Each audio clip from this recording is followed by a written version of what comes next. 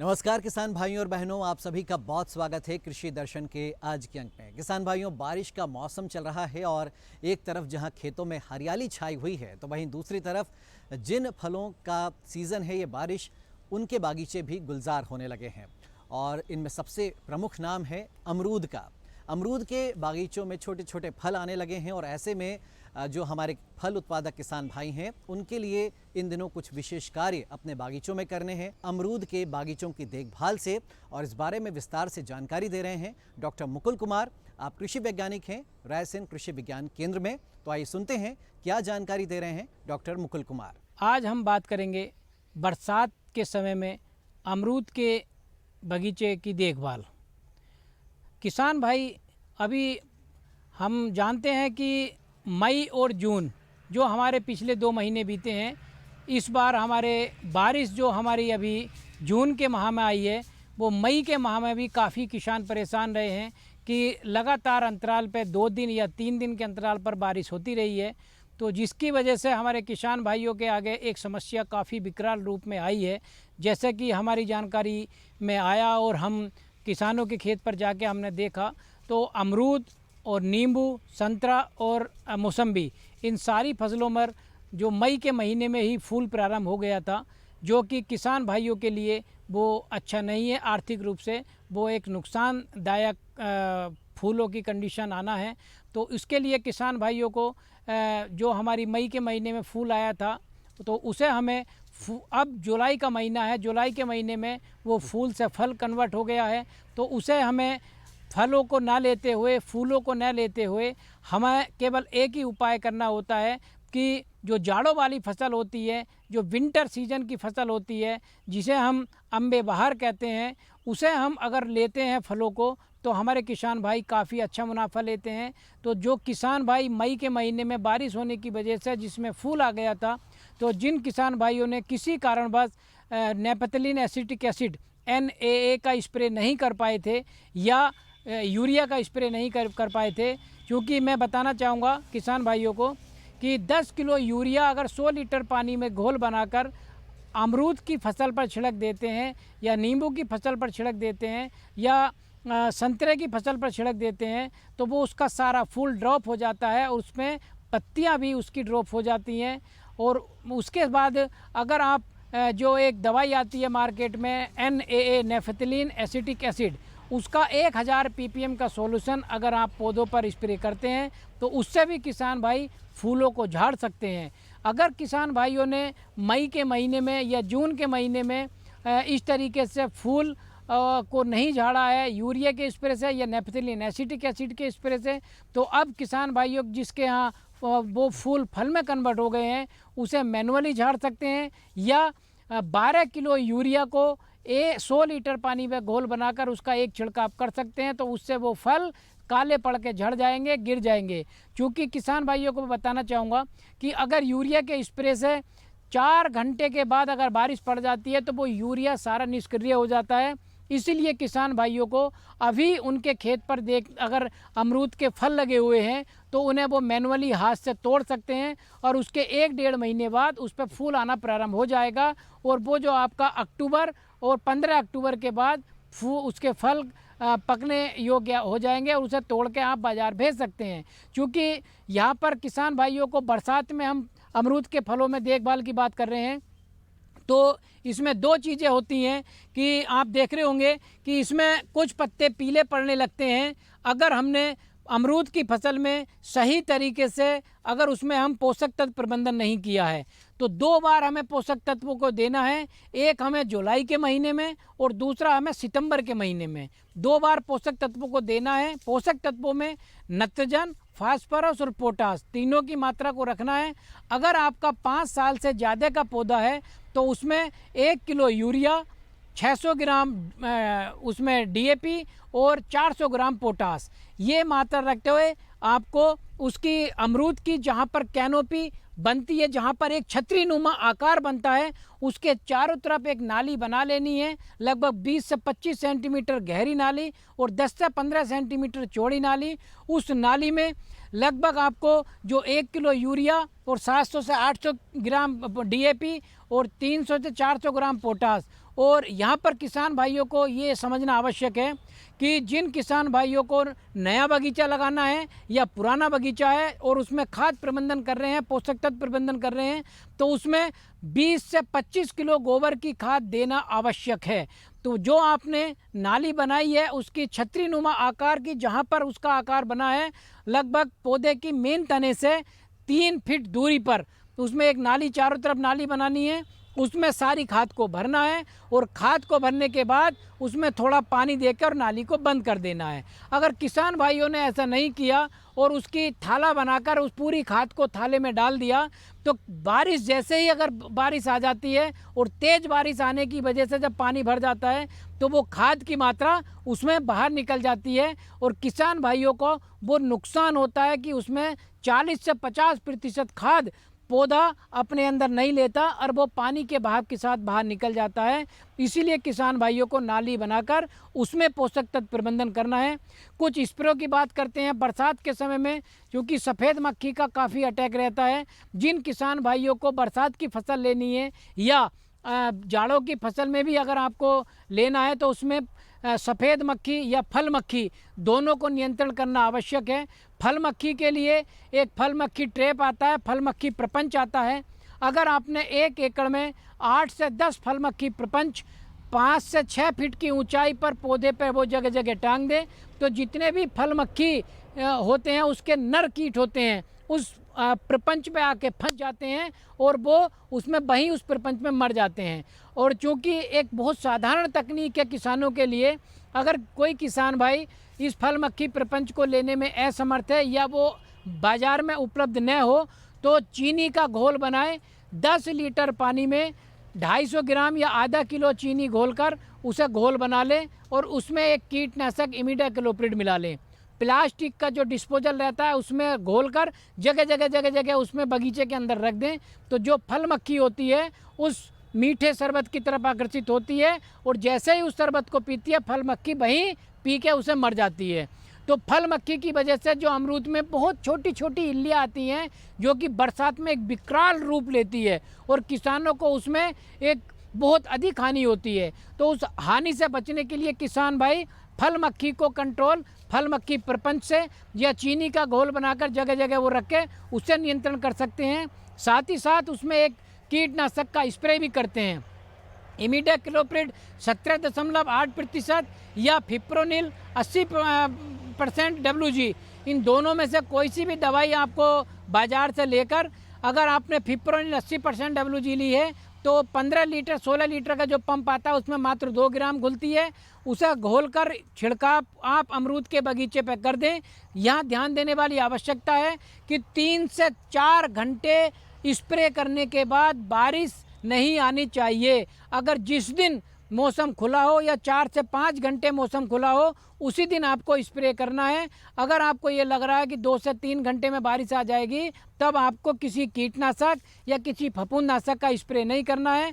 यहाँ किसान भाइयों को एक भी चीज़ मैं और बताना चाहूँगा कि जिन किसान भाइयों ने अपने अमरूद की कटिंग अप्रैल के महीने में नहीं की थी और उसमें बहुत सारी ब्रांचें सूखी हुई या क्रिस क्रॉस आपस में एक दूसरे को काटते हुए आपस में ब्रांच जा रही हैं, उन ब्रांचों को अभी भी आप थोड़ा थोड़ा उसकी कटाई कर सकते हैं। तो मात्र 15% एक शाखा की जो लंबाई है उसकी लंबाई का 15% भाग ही शाखा का आपको काटना है और काटने के बाद लगभग 1 से 1.5 महीने बाद उस कटे हुए स्थान पर जैसे ही नई शाखा निकलती है और नई शाखा से फूल स्टार्ट हो जाता है और फूल निकलने के बाद 2.5 से 3 महीने फल बनने से और पकने तक लगते हैं।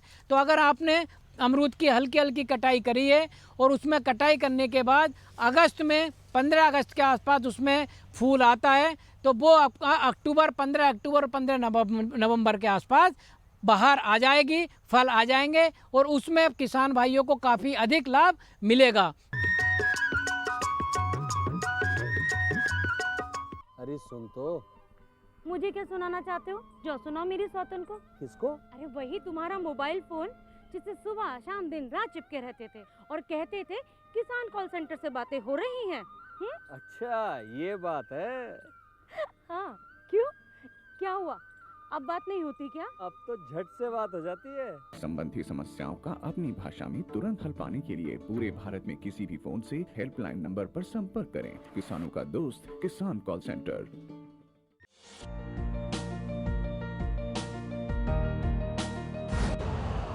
यूरिया का स्वदेशी उत्पादन 70 लाख टन बढ़ाने के लिए 6 उर्वरक संयंत्रों का उद्धार किया जा रहा है।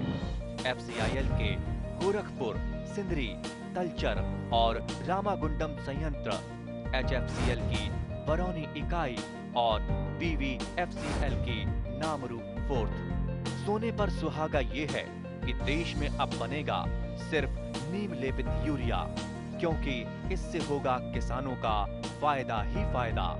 अनाज का उत्पादन 10% तक बढ़ेगा। बढ़ेगी 10 से 15% नाइट्रोजन क्षमता।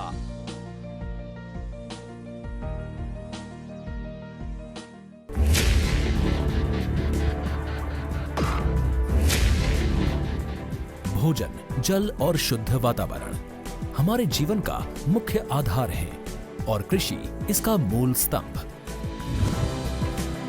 पिछले 60 वर्षों में विज्ञान आधारित कृषि का व्यापक प्रसार हुआ है। साथ ही कृत्रिम संसाधनों के बढ़ते प्रयोग से कृषि की सतत क्षमता पर चिंताएं बढ़ी हैं। प्रधानमंत्री श्री नरेंद्र मोदी जी के दूरदर्शी नेतृत्व के अंतर्गत रसायन मुक्त जैविक खेती एक महत्वपूर्ण प्रयास है। रसायन मुक्त जैविक खेती को बढ़ावा देने के लिए 5 वर्ष पूर्व सरकार ने परंपरागत कृषि विकास योजना तथा उत्तर पूर्व भारत में जैविक मूल्य श्रृंखला योजनाएं आरंभ की। ऑर्गेनिक फार्मिंग को देश भर में बढ़ावा देने के लिए सरकार अनेक प्रयास कर रही है। इसके लिए परंपरागत कृषि विकास योजना के तहत काम किया जा रहा है। न सिर्फ ऑर्गेनिक फार्मिंग को बल दिया जा रहा है, बल्कि उसके लिए वैल्यू एडिशन और मार्केट की व्यवस्था भी की जा रही है। भारत सरकार एवं किसानों के सम्मिलित प्रयासों से आज देश के लगभग 36 लाख किसान 38 लाख हेक्टेयर क्षेत्र में जैविक खेती कर रहे हैं। इसके अतिरिक्त हमारे देश के अनेक ऐसे क्षेत्र हैं जहां आज भी पारंपरिक जैविक खेती हो रही है। इन पारंपरिक जैविक क्षेत्रों को जैविक प्रमाणीकरण सुलभ कराने हेतु PGS के अंतर्गत लार्ज एरिया सर्टिफिकेट का प्रावधान किया गया है। इस प्रक्रिया की विशिष्टता ये है कि इसमें प्रमाणीकरण मात्र 2 से 3 महीनों में हो जाता है, जबकि सामान्य परिस्थितियों में इसमें 2 से 3 वर्ष का समय लगता है। अंडमान निकोबार केंद्र शासित प्रदेश के कार निकोबार एवं नैन काउरी द्वीप समूह देश के सर्वप्रथम ऐसे प्रमाणीकृत जैविक क्षेत्र हैं। अभी हाल ही में संपूर्ण लक्षद्वीप को जैविक खेती के रूप में प्रमाणित किया गया है। वर्ष 2016 में सिक्किम राज्य पूर्ण जैविक कृषि राज्य के रूप में प्रमाणित हो चुका है। सुदूर उत्तर में हिमालय श्रृंखला के बीच स्थित लद्दाख ने भी पूर्ण जैविक के लक्ष्य की ओर बढ़ना शुरू कर दिया है। जैविक उत्पादों को बाजार सुलभ कराने तथा किसानों की उपभोक्ताओं तक पहुंच बनाने के लिए एक समर्पित जैविक खेती पोर्टल भी बनाया गया है। जैविक खेती पोर्टल के जानकारी मंच और विपणन मंच के माध्यम से किसानों को उच्च गुणवत्ता उत्पादन तथा बाजार उपलब्ध कराया जा रहा है। आशा है देश के सभी राज्य अपने जैविक क्षेत्रों का विस्तार करेंगे और देश में जैविक कृषि क्रांति को मजबूत करने में योगदान देंगे। जैविक उत्पादों की देश और विदेशों में बढ़ती मांग तथा जैविक उत्पादों का बढ़ता बाजार, किसानों की उपभोक्ताओं तक पहुंच तथा जैविक FPO द्वारा जैविक कृषि व्यापार में भागीदारी हमारे किसानों को अपनी आय बढ़ाने का अवसर दे रहा है। पिछले 5 वर्षों में जैविक कृषि उत्पादों का निर्यात दोगुने से अधिक बढ़कर 7,000 करोड़ रुपए से अधिक का हो गया है और इसमें प्रतिवर्ष 20% से अधिक की वृद्धि हो रही है। उम्मीद है पारंपरिक क्षेत्र के किसान भी इस बढ़ते बाजार से लाभान्वित होंगे और जैविक कृषि आंदोलन को आगे बढ़ाएंगे। किसानों की मुस्कान समृद्ध हिंदुस्तान की है पहचान।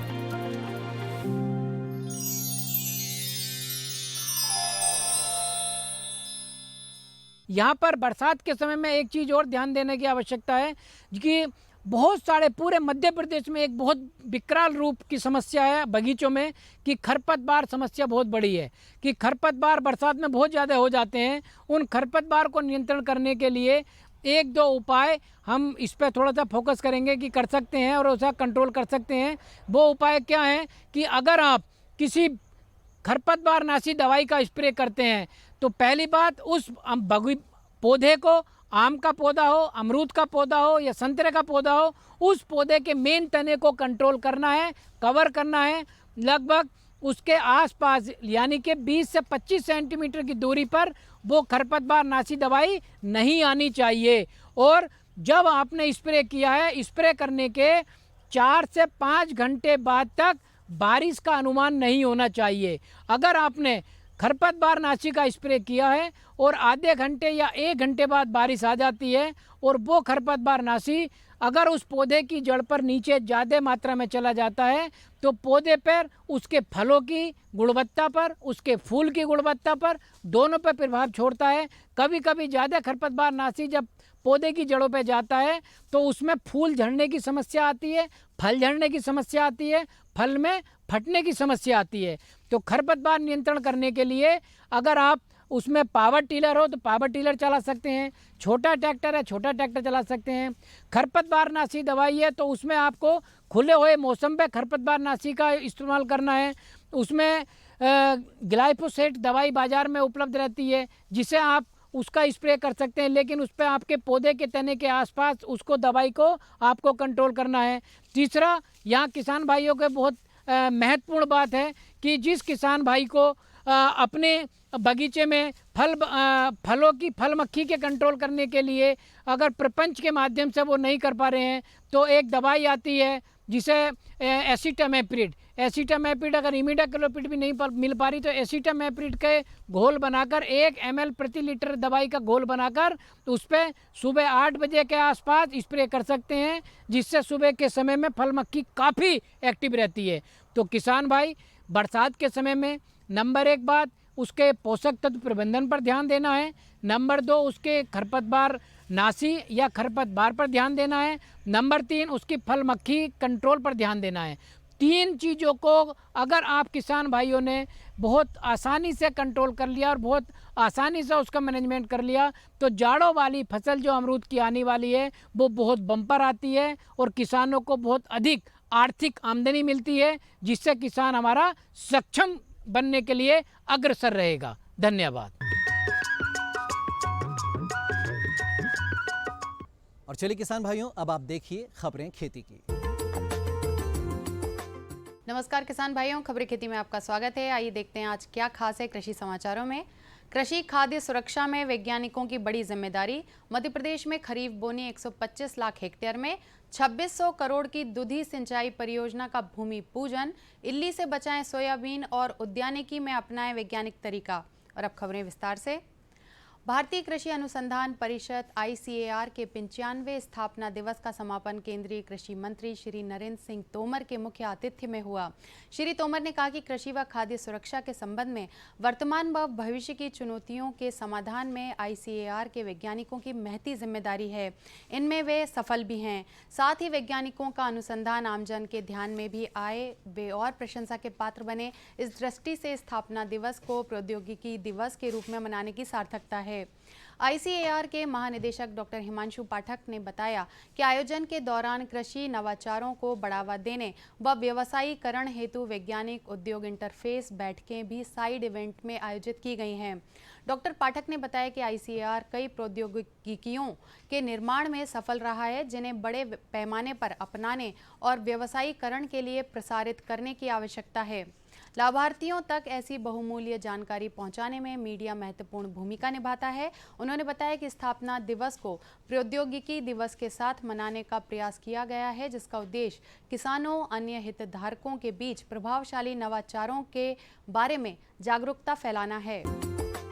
मध्य प्रदेश में खरीफ बुवाई तेज गति से चल रही है। अब तक लगभग 124.96 लाख हेक्टेयर में बोनी कर ली गई है, जो लक्ष्य के विरुद्ध 84% है। अब तक प्रमुख तिलहनी फसल सोयाबीन की बोनी 51.33 लाख हेक्टेयर में हुई है, जो लक्ष्य के विरुद्ध 98% है। राज्य में मक्का, मूंगफली एवं कपास की बोनी 100% कर ली गई है। कृषि विभाग के मुताबिक राज्य में खरीफ फसलों का सामान्य क्षेत्र 138.52 लाख हेक्टेयर है। इस वर्ष 148.76 लाख हेक्टेयर में खरीफ फसलें लेने का लक्ष्य रखा गया है। इसके विरुद्ध अब तक 124.96 लाख हेक्टेयर में बोनी कर ली गई है।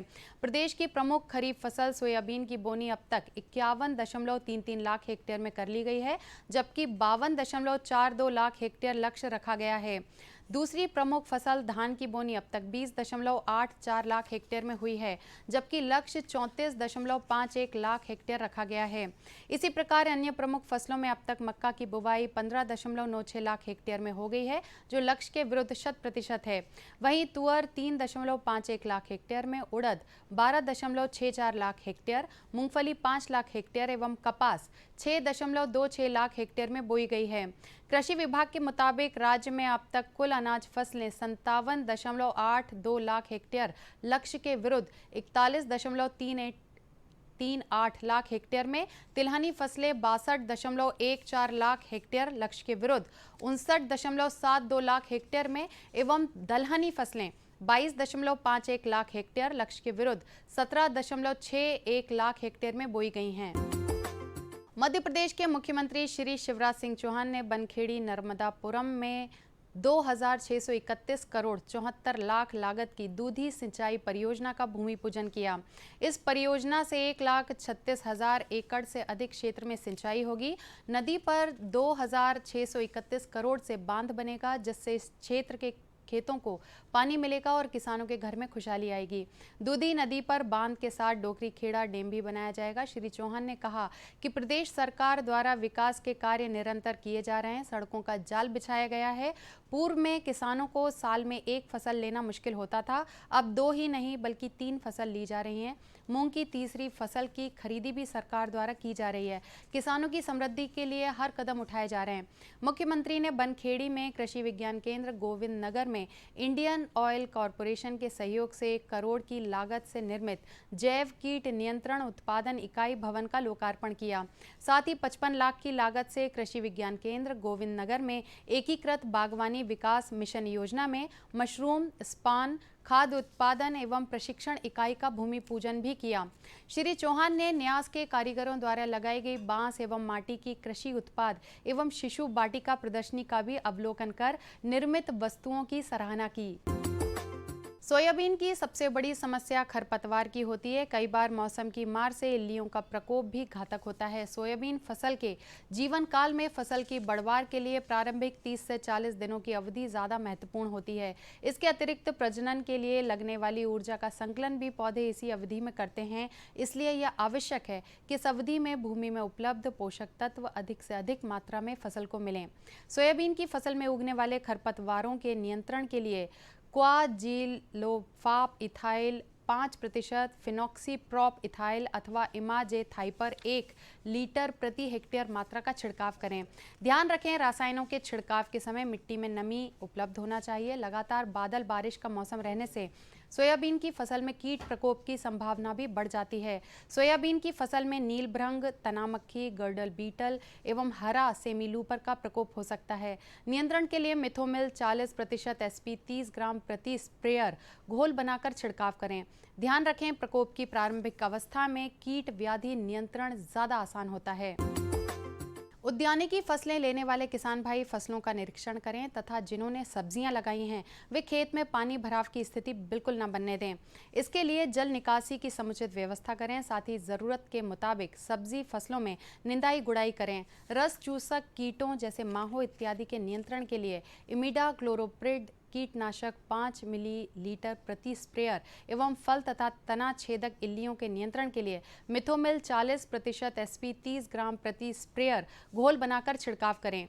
कीटनाशक छिड़काव के पूर्व तोड़ने लायक फल तोड़ लें। फलदार पौधे जैसे आम, आंवला, नींबू, कटहल इत्यादि के पौधे रोपित करें। बड़े आकार में बढ़ने वाले पौधे जैसे आम, कटहल इत्यादि के पौधों के बीच का अंतर 8 मीटर रखें। पुराने रोपित पौधों के गड्ढों में आसपास जल भराव की स्थिति न बनने पाए, ये अवश्य ध्यान करें। तो किसान भाइयों, आज कृषि समाचारों में फिलहाल इतना ही। साथ ही मुझे दीजिए आज्ञा। नमस्कार।